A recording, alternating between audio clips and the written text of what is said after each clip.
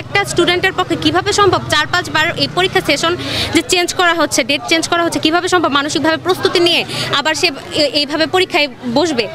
আর আমাদের অনেকে আহত, অনেকে নিহত হয়েছে। আমাদের জেলাতে অনেক স্টুডেন্টের তো এমন অবস্থা হয়েছে যে এখন তারা আর কি সেইভাবে মানসিকভাবে প্রস্তুত না। তো আমাদের তাদের দিকটাও তো লক্ষ্য রাখতে হবে। আর এছাড়াও এদেশের যে পরিস্থিতি এখনও তো স্বাভাবিক পরিস্থিতিতে আমরা আসতেই পারি নাই। পুতুল খেলার মতো আর ছেলে খেলা এগুলা চাচ্ছি না। আমাদের এইচএসসি 24 ব্যাচ থেকে অনেক ভাই আহত হয়েছেন, অনেক ভাই মারা গেছেন, কিন্তু আমাদের আহত ভাইরা যারা হসপিটালে বেডে এখনও শুয়ে আছে তাদের কোনো ভবিষ্যৎ নিয়ে, ফিউচার নিয়ে কোনো ভাবনা ছিল না। তারা ফিউচারের কথা না ভেবে তারা কোটা বিরোধী আন্দোলনে অংশগ্রহণ করেছে, কিন্তু এই আন্দোলনে অংশ করতে গিয়ে তারা অনেক আহত হয়ে গেছে। কিন্তু তাদেরকে আমরা হসপিটালে বেডে শুয়ে রেখে আমরা এসেছি পরীক্ষা হলে গিয়ে খাতার ভিতরে প্রশ্নের উত্তর লিখবো, তা তো হতে পারে না। আমরা তাদের নিয়ে আমরা চাই তাদের এই পরীক্ষার বিষয়ে যাতে তাদের ফিউচারটা নষ্ট না হয়। কারণ এখন যদি এক্সামটা হয়, এটা এক্সাম হবে 2 মাস, রেজাল্ট দিবে 3 মাস, এমনিতে আরও 6 মাসের মতো হয়ে যাচ্ছে। সো আমাদের যে কোথাও ভর্তি হতে যায়, যারা ইন্টারন্যাশনাল পর্যায়ে পড়তে যাচ্ছে, বাইরের জন্য অ্যাপ্লাই করবে, সেশন থাকে 2-1টা, তো ওইখানে আমরা আরও পিছিয়ে যাব। আমাদের ভর্তির ক্ষেত্রে আমরা পিছিয়ে যাব। আমরা চাই আমাদের এই দিকগুলো বিবেচনা করে আমাদের মার্ক যে পরীক্ষাগুলো দিচ্ছে ওগুলোর ভিত্তিতে রেজাল্ট দিয়ে আমাদের একটা নাম্বার দেওয়া হোক, যেন আমরা সব জায়গায় অ্যাপ্লাই করতে পারি। আর আমাদের যে ভাই বোনেরা আহত হয়েছে তাদের জন্য অটো পাস দেওয়া হয়।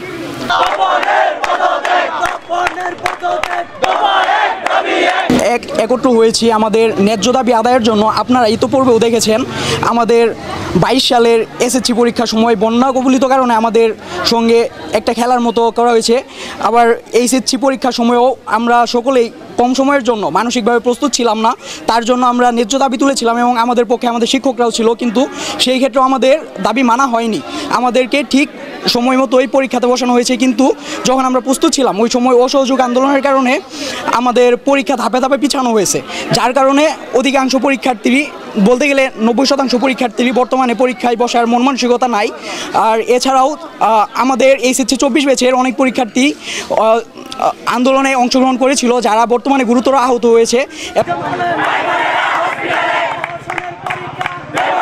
একটাই দাবি আমাদের চাই, আমি অটো পাস চাই। কারণ অটো পাস যদি না দেওয়া হয়, এখন যদি পরীক্ষা হয়, তা পরীক্ষা হলে দেখা যাবে অর্ধেক পোলাপান যদিও তাদের মন মানসিকতা একদম নাই। আর পরীক্ষা হলে দেখা যাবে অনেকেই ফেল করবো, আর ফেল করলে অনেকে আত্মহত্যা করবো। আমরা আত্মহত্যাটা চাই না, কারো আত্মহত্যা হোক। এখন আমাদের একটাই দাবি, আমরা অটো পাস চাই।